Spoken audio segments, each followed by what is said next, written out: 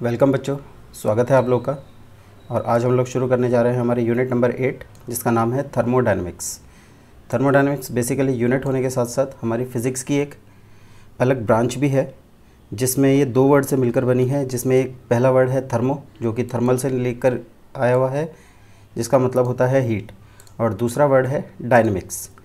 तो thermodynamics basically हम बोलते हैं हीट। डायनेमिक्स का मतलब आप जानते ही हैं, ये मोशन के लिए आता है, लेकिन यहाँ हम स्पेशली इसको कन्वर्जन या ट्रांसफॉर्मेशन के लिए इस्तेमाल कर रहे हैं। तो बोलते हैं it is that branch of physics which deals with study of transformation of heat into other forms of energy and vice versa. Heat energy का फॉर्म किसी दूसरी फॉर्म में कन्वर्ट कराना या फिर किसी और दूसरी फॉर्म से हीट में कन्वर्ट होना, जिस ब्रांच के अंडर में ये आता है, that is known as thermodynamics. इसको आगे बढ़ाएं तो उससे पहले हमारे पास कुछ बेसिक टर्म्स हैं इसको समझने के लिए, जिसमें सबसे पहले आता है थर्मोडायनेमिक सिस्टम, जिसे हम आगे से सिर्फ सिस्टम भी बोलेंगे। तो it is the name given to an assembly of extremely large number of particles. बहुत सारे पार्टिकल्स एक साथ कलेक्टिवली जब कंसिडर होते हैं, एटम्स और मॉलिक्यूल्स के लिए बोला जा रहा है, और उन्हें अंडर ऑब्जर्वेशन रखा जाता है। तो ऐसे अरेंजमेंट को हम नाम देते हैं सिस्टम। ये सॉलिड, लिक्विड या गैसियस किसी भी फॉर्म में हो सकता है। हम लोग जो मोस्टली देखेंगे वो गैसियस फॉर्म का सिस्टम देखेंगे, जिसमें नंबर ऑफ पार्टिकल्स बहुत बड़ा होगा। इस सिस्टम को अगर छोड़ दिया जाए तो पूरे यूनिवर्स में जो बचा है उसको रिमेनिंग पार्ट को हम बोल देते हैं surrounding. The remaining part of universe is called surrounding, यानी कि सिस्टम और सराउंडिंग को मिलाकर पूरा यूनिवर्स बन जाता है। तीसरी टर्म यहाँ पर आती है थर्मोडायनेमिक स्टेट वेरिएबल्स या पैरामीटर्स या कोऑर्डिनेट्स। ये बेसिकली वो फैक्टर्स हैं जिनका हम इस्तेमाल करते हैं किसी भी थर्मोडायनेमिक सिस्टम को समझाने के लिए, एक्सप्लेन करने के लिए। जैसा कि हम बात कर ही रहे हैं कि गैसियस सिस्टम की फॉर्म में मोस्टली हमारे पास थर्मोडायनेमिक सिस्टम आएगा। तो गैसियस सिस्टम को एक्सप्लेन करने के लिए उसमें जो फैक्टर्स हम बताते हैं, उसमें सबसे पहले आता है प्रेशर, P से डिनोट करते हैं, वॉल्यूम V से डिनोट होगा, एंड टेम्परेचर T से डिनोट होगा। ये P, V, T तीन इंपॉर्टेंट फैक्टर हैं। इसके साथ एक और फैक्टर आता है जिसे हम कहते हैं हीट कंटेंट। इसके अलावा आप इसमें और भी चीज़ें बता सकते हैं, जैसे कि इंटरनल एनर्जी, एंट्रोपी, और पार्टिकल्स का number, certain number of moles की फॉर्म में आता है। वो सब हम इनके बाद कंसिडर करते हैं। हमारे जो मेन फैक्टर्स हैं वो प्रेशर, वॉल्यूम और टेम्परेचर होंगे। फोर्थ आता है equation of state. Equation of state बोला जाता है प्रेशर, वॉल्यूम और टेम्परेचर को लेकर एक एक्सप्रेशन, एक रिलेशनशिप जो थर्मोडायनेमिक पैरामीटर्स की मदद से बनाया गया है, जिसे हम इंडिकेट करते हैं PV इक्वल्स टू nRT। आप जानते हैं इसे आइडियल गैस इक्वेशन भी कहा जाता है। PV इक्वल्स टू RT अगर 1 मोल है और n मोल्स हैं तो PV is equals to nRT। इसमें R का मतलब है यूनिवर्सल गैस कांस्टेंट, जिसकी वैल्यू हमारे पास 8.314 जूल में आती है पर मोल पर केल्विन, और अगर कैलोरी में आप लिखना चाहते हैं तो 1.98 कैलोरी पर मोल पर केल्विन। इसके बाद हमारे पास बात आती है थर्मोडायनेमिक प्रोसेस की। तो थर्मोडायनेमिक प्रोसेस में हमारे पास अलग अलग प्रोसेसेस हैं। थर्मोडायनेमिक प्रोसेस जब भी हम बात करेंगे तो इसका मतलब there are some changes occurring in the thermodynamic system in its parameters. जो थर्मोडायनेमिक पैरामीटर्स हैं, pressure, volume, temperature, heat content, इनमें जब चेंज आता है तो बोलते हैं जो प्रोसेस हुआ है that is called thermodynamic process. अब इसके हमारे पास सर्टेन टाइप्स हैं, जिसमें पहला आता है आइसोथर्मल, दूसरा आता है एडियाबैटिक। ये दो हमारे बहुत इंपॉर्टेंट प्रोसेस होंगे, जिसे हमें डिटेल में भी पढ़ना है यहाँ पर। तो ये भी दो वर्ड से मिलकर बना है, जिसमें एक वर्ड है आइसो, जिसका मतलब होता है सेम। थर्मल यहाँ पर टेम्परेचर के लिए इस्तेमाल हो रहा है, हीट के लिए। तो बोलते हैं एक ऐसा प्रोसेस जिसमें temperature of the system remains constant. Temperature constant रहेगा जिस सिस्टम में, जिस प्रोसेस में, उसको हम नाम देंगे आइसोथर्मल प्रोसेस। इसी तरह से एडियाबैटिक वर्ड जो हम इस्तेमाल करते हैं, ये इंसुलेटर के लिए किया जाता है। इंसुलेटर यानी कि जहाँ पर हीट का एक्सचेंज नहीं होने दिया जाएगा, हीट कंटेंट सिस्टम का कांस्टेंट रहेगा, उससे हम नाम देते हैं एडियाबैटिक प्रोसेस। ऐसे ही आता है आइसोबारिक। आइसो आपको पता ही है कांस्टेंट के लिए, बार यहाँ प्रेशर की यूनिट होती है, तो बोलते हैं जिसमें प्रेशर को आपने कांस्टेंट किया है, that is called isobaric process. और इसी तरह से आइसोकोरिक या आइसोवॉल्यूमिक। आइसो का मतलब फिर से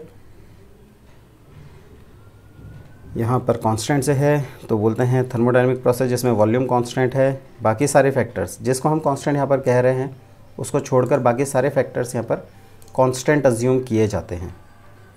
इसके बाद आता है नंबर 6।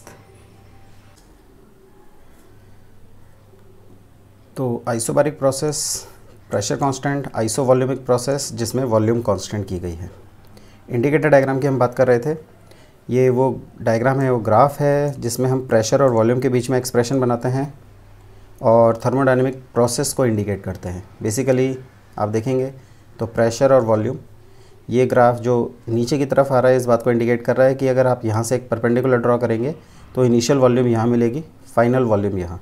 ये वॉल्यूम इंक्रीज़ को इंडिकेट कर रहा है जिसको हम कहते हैं एक्सपेंशन।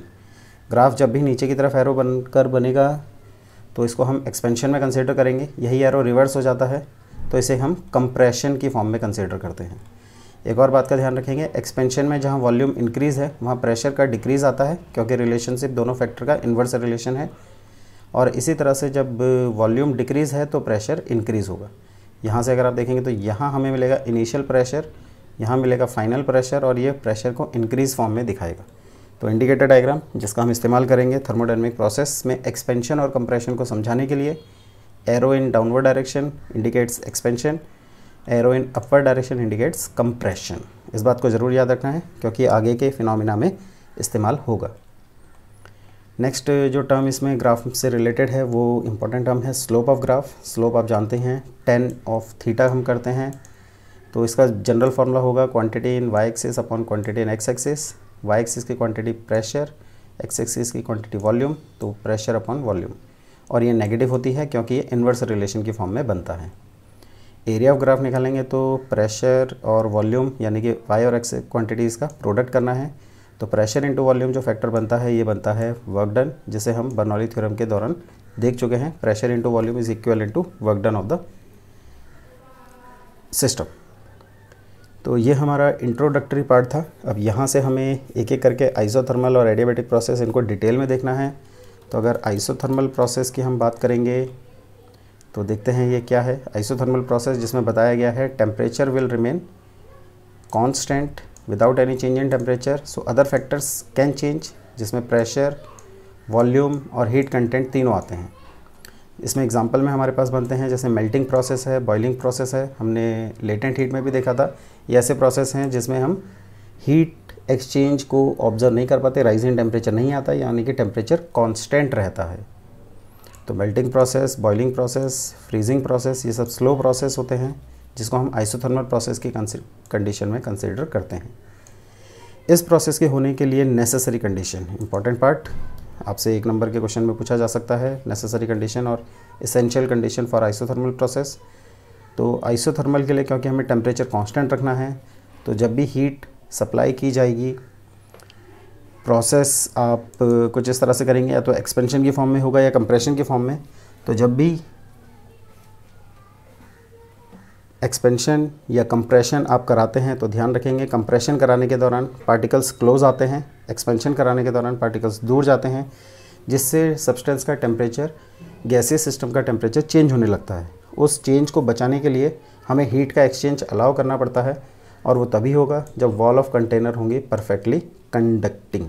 तो ये पहली रिक्वायरमेंट है कि जो कंटेनर है उसकी वॉल्स कंडक्टिंग नेचर की होनी चाहिए, और जो प्रोसेस है कंप्रेशन और एक्सपेंशन का वो होना चाहिए स्लो।